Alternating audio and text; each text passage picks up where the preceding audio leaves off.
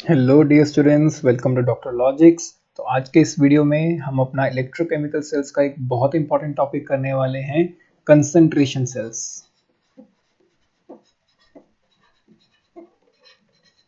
Concentration cells concentration cells क्या होते हैं, कैसे ये वर्क करते हैं और इसके ऊपर किस तरह के न्यूमेरिकल्स आपसे पूछे जा सकते हैं, आज हम इस टॉपिक में डिस्कस करेंगे। ठीक है, तो देखो, कंसंट्रेशन सेल डिस्कस करने से पहले थोड़ा सा एक रिकॉल करते हैं हमारा डैनियल सेल। ठीक है, डैनियल सेल में हमने क्या कहा था कि हमारे पास जिंक है एनोड पे, सॉल्ट ब्रिज और फिर था कॉपर। ठीक है, तो यहाँ पे क्या था, एनोड पे कोई और मेटल था, कैथोड पे कोई और मेटल था। एक ऑक्सीडाइज हो रहा था एनोड पे और एक रिड्यूस हो रहा था कैथोड पे। ठीक है, तो दोनों अलग अलग मेटल्स थे।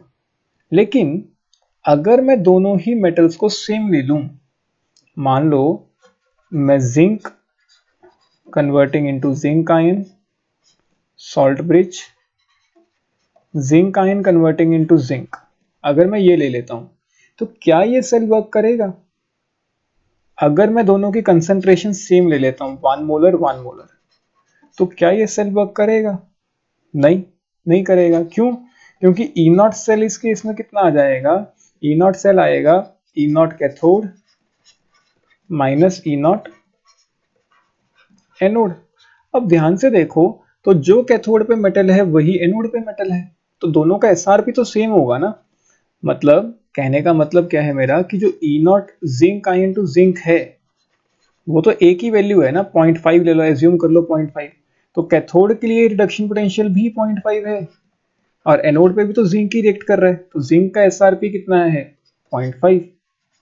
तो यहाँ पे ई नॉट सेल तो हमेशा ही क्या आया करेगा, जीरो।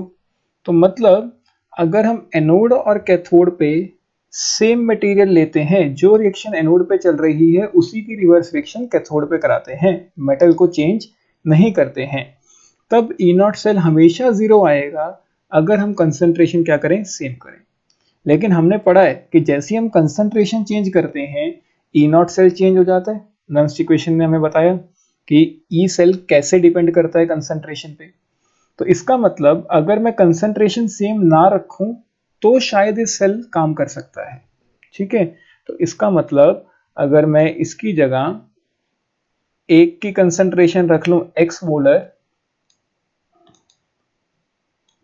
ठीक है, 1 मोलर जगह एक की कंसंट्रेशन रख लेता हूं एक्स मोलर और एक की कंसंट्रेशन रख लेता हूं वाई मोलर।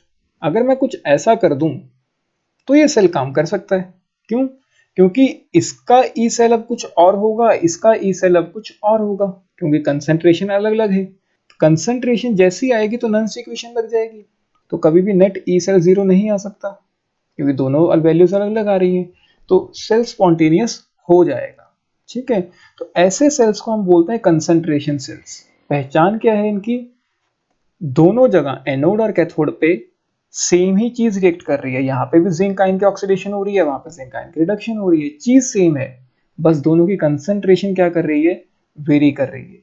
और अगर इलेक्ट्रोलाइट की कंसंट्रेशन वेरी कर रही है, जैसे यहाँ पे जिंक आयन इलेक्ट्रोलाइट ही तो है, इलेक्ट्रोलाइट में होता है ना जिंक आयन, तो जिंक आयन की अगर कंसंट्रेशन वेरी कर रही है तो उसको हम बोलते हैं इलेक्ट्रोलाइट कंसंट्रेशन सेल। ऐसे सेल्स को हम क्या बोलते हैं, इलेक्ट्रोलाइट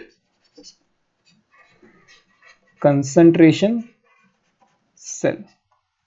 ठीक है, ऐसे सेल्स जिसके अंदर सिर्फ वेरिएशन है कंसंट्रेशन में, कंसंट्रेशन किसकी, इलेक्ट्रोलाइट की, उस वेरिएशन इन कंसंट्रेशन के कारण सेल काम कर रहा है। अदरवाइज एनोड और कैथोड पे मटेरियल क्या है, सेम। यहाँ पे भी जिंक है तो यहाँ पे भी क्या है, जिंक।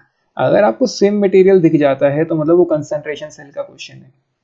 ठीक है, बस दोनों की जो कंसंट्रेशन है वो क्या होंगी, अलग अलग होंगी। अब इस क्वेश्चन को सॉल्व कैसे करें, देखो, जो एनोड पे रिएक्शन चल रही है वो क्या है मेरी, जिंक कन्वर्ट हो रहा है जिंक आयन के अंदर, और इस जिंक आयन की मोलैरिटी है एक्स मोलर, और ये 2 इलेक्ट्रॉन लूज कर रहा है।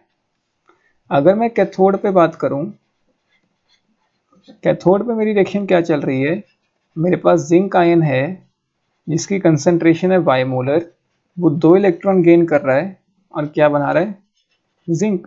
अगर मैं इन दोनों को ऐड कर दूं, 1 और 2 को अगर मैं ऐड कर दूं तो क्या होगा, देखो इलेक्ट्रॉन इलेक्ट्रॉन कैंसिल हो जाएंगे। 1 और 2 को अगर मैं ऐड करता हूं, दो दो इलेक्ट्रॉन कैंसिल हो जाएंगे, जिंक से जिंक भी कैंसिल हो जाएगा। लेकिन यहाँ कंसंट्रेशन कुछ और है, यहाँ कंसंट्रेशन कुछ और है, तो ये कैंसिल नहीं होंगे। तो zinc ion having a concentration Y molar converts into zinc ion having a concentration X molar. तो इस केस में जो ई सेल आएगा वो किसके बराबर आएगा, E naught cell minus 0.059 upon n की वैल्यू कितनी आई 2, क्योंकि दो इलेक्ट्रॉन्स चेंज किए, लॉग क्यू। अब जो भी कंसंट्रेशन सेल होता है उसमें हमेशा ई नॉट सेल कितना होता है, 0। इक्विलिब्रियम पे ई सेल 0 होता था, कंफ्यूज मत हो जाना, इक्विलिब्रियम पे ई सेल 0 होता था और कंसंट्रेशन सेल में ई नॉट सेल 0 होता है। क्यों, क्योंकि एनोड और कैथोड सेम मटेरियल का बना है, सेम मटेरियल का बना है, तो जब ई नॉट सेल निकालेंगे तो SRP of cathode SRP of anode same होगा, तो 0 आ जाएगा। ठीक है, तो ई नॉट सेल हमेशा ही क्या होता है इसमें, 0। तो यहाँ पे ई सेल का फॉर्मूला क्या बन गया, -0.059 अपॉन एन लॉग क्यू। अगर हम क्यू देखें यहाँ पे, क्यू क्या आएगा, प्रोडक्ट्स की कंसंट्रेशन मतलब x रेज टू पावर 1, क्योंकि यहाँ पे 1 लगा है, डिवाइडेड बाय रिएक्टेंट की कंसंट्रेशन मतलब y रेज टू पावर 1। ठीक है, तो q क्या आ गया, x बाई वाई। तो अगर मैं ये q की वैल्यू यहां पुट कर दूं तो ई सेल दिस इज -0.059 और n की वैल्यू 2 थी हमारे पास, लॉग x बाई वाई। अब अगर ये माइनस को अंदर ले जाऊं लॉग के, तो वो बनेगा E cell this will be 0.059 upon 2 log x by Y raise to power -1। इसका मतलब ये बन गया 0.059 upon 2 log y by X. ठीक है, और हमने पढ़ा था कि अगर स्पॉन्टेनियस रिएक्शन है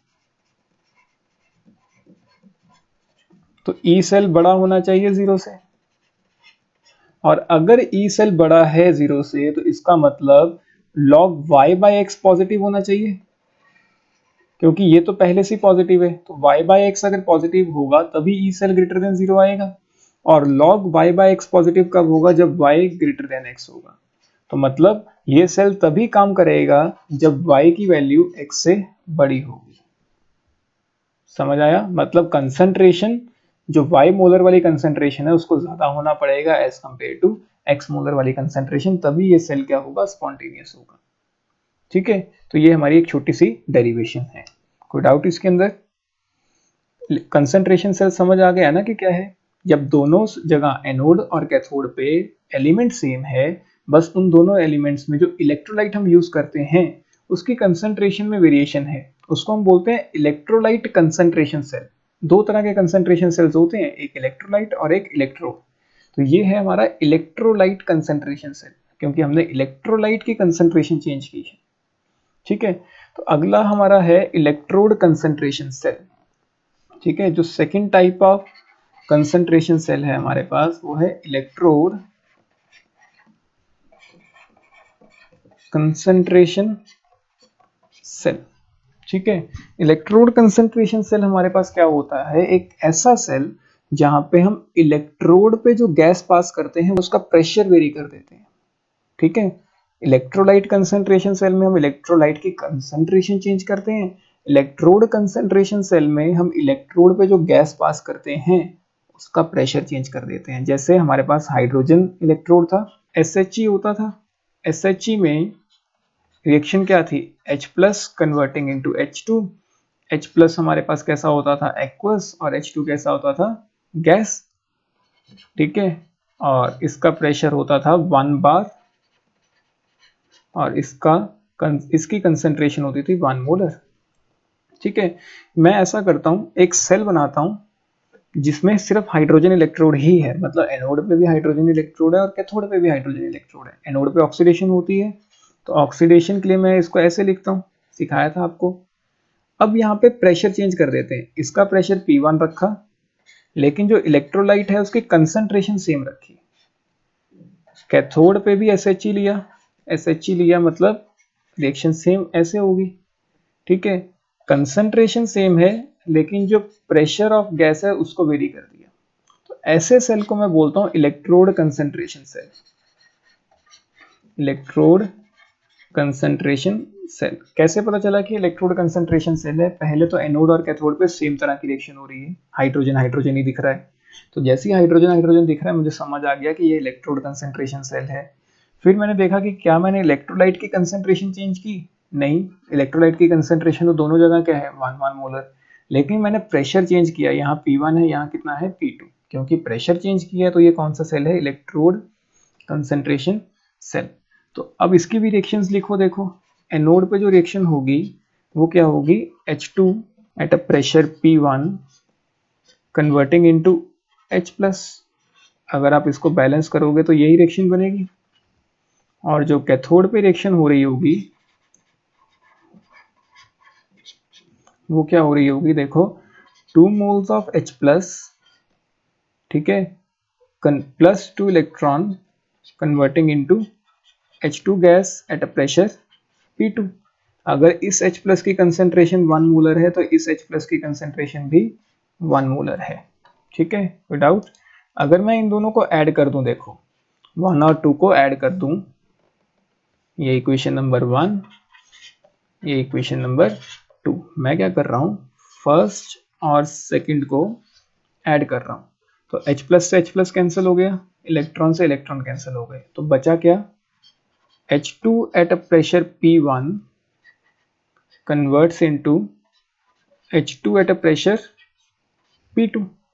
तो इस केस में अगर मैं E सेल लिखूं, E cell is equal to E not cell, E not cell तो जीरो हो जाएगा क्योंकि कंसंट्रेशन सेल है। चाहे वो इलेक्ट्रोड कंसंट्रेशन सेल हो चाहे वो इलेक्ट्रोलाइट कंसंट्रेशन सेल हो, E नॉट सेल तो हमेशा ही क्या होता है, जीरो। -0.059 अपॉन एन, एन की वैल्यू कितनी थी 2, लॉग ऑफ क्यू। क्यू कैसे लिखोगे, प्रोडक्ट्स में क्या है P2 raise to power 1 upon P1।